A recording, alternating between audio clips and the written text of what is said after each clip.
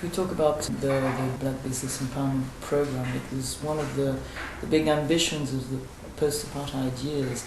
It seems that the goals have not quite been reached. Can you tell us what the results have been so far? Well, if you look at what has happened in the rest of the world, when there's been change, South Africa decided to go the negotiated settlement route. Whilst in other parts of the world, there was a complete change in government, in which case the old order was displaced and the new order took over.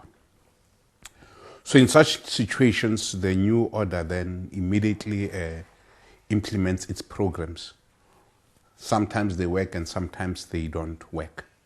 More oftentimes they don't work, as has been the experience, whether it's in South America, the Sub-Saharan Africa, and even in the transition economies, the former communist countries. So you go through those hurdles. So South Africa decided to go through the negotiated pattern. The whole question of transformation then, there had to be a special program for it to integrate blacks into the economy. And that's why you've had then black economic empowerment. But like all new programs, it has not been tried anywhere else. We've had our fits and starts. So now we're now into the second phase of the program, where the codes of good practice have been reviewed and they've been reduced from 7 to 5. And the lessons that we learned from the first phase are then now going to perhaps result in a much more visible or in a way in which the outcomes are going to be much more to expectations than has been in the past. What are the options? What has been missing, and what is the second phase? Well, what we wanted, was obviously to integrate blacks into the economy. Now, to integrate people in the economy in which you change the patterns of ownership, the patterns of management, is not an easy process. You set targets, and the people who must meet the targets, were doing so on a voluntary basis. There was no specific legislation that said if you don't, there were no penalties so as to speak. And because there were no penalties, it then became optional. And organizations do not really want to change to anything new when the one that they have is working for them.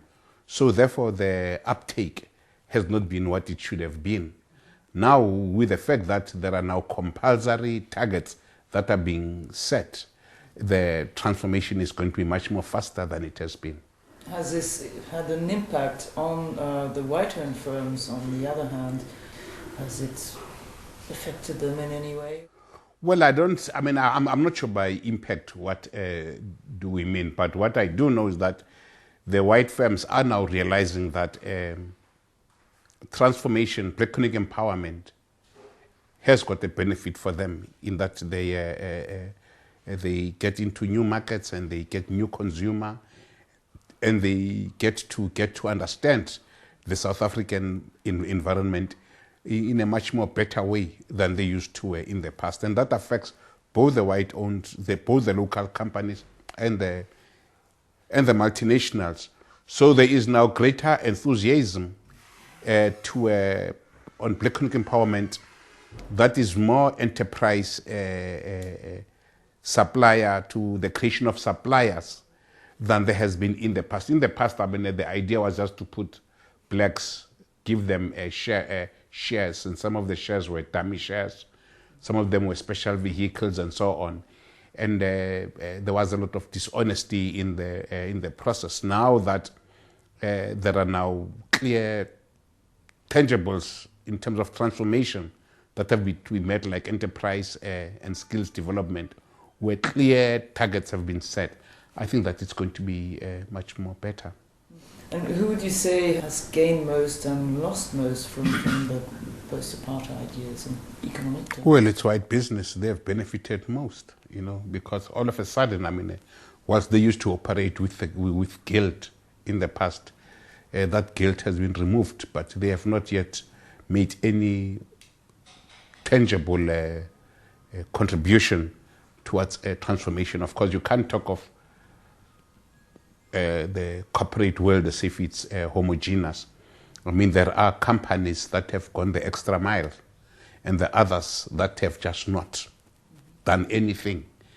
And when then you weigh, when you aggregate the effort, you find that it has not really lived up to expectations. Whose responsibility is this? Would you say there is still an economic apartheid, or is it too far? Well, economic apartheid is still there, whether you like it or not. You just have got to look at the Employment Equity Report, which is published by the Department of Labor. You can look it up even on the website. Then it will show you the levels of black participation in companies, where you find that for women, black women, for instance, it's less than 5%. Obviously, that's not.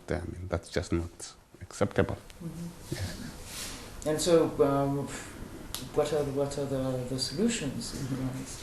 Well, it's a much more rigorous enforcement now, where the government brings in penalties for companies that are not complying. There's no other alternative, because even when you had the whole question of in terms of government tenders, so those companies that depended on government tenders would be the one that would perhaps try and comply, but still they would then also try and shortchange the system by having front companies and so on.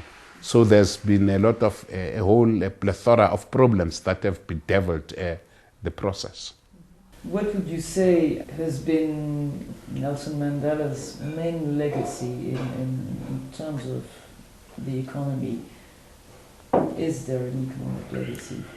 When you look at the economy, you obviously have got to look at the environment, the post democracy environment. And I believe that we wouldn't expect Nelson Mandela to be involved in every sector of socio-economic development, whether it's health, whether it's education and so on. He would perhaps be the visionary who says, for us to have a good economy, let us have the South Africa getting more united. Let us have a situation in which there is greater harmony amongst the people. And that's the role that he has played and so on. But the individual players would be the business people, would be the black business people, would be the multinationals and so on. And it would be a question of how well do they respond to his vision.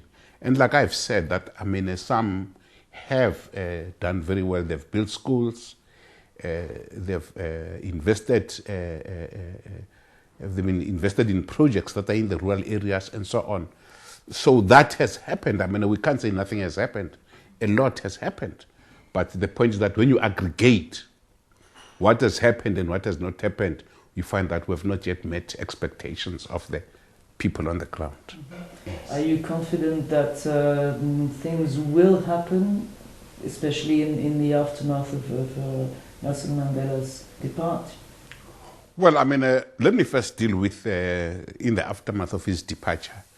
I think Charles de Gaulle left and France continued. Winston Churchill left and the UK just continued. John F. Kennedy left and the United States got stronger and so on. So I don't believe that South Africa is dependent on one individual. South Africa is a country with various people, with leaders, with numerous political parties, churches, community organizations. The whole social fabric is what South Africa is. And I don't believe that social fabric just hangs on one person. So South Africa is going to continue with or without Mandela. And I believe that perhaps the fact that this comfort zone that is Mandela is no longer there, then people then will understand that they've got to live up to their responsibilities, and there might even be a much more speeding up of a transformation.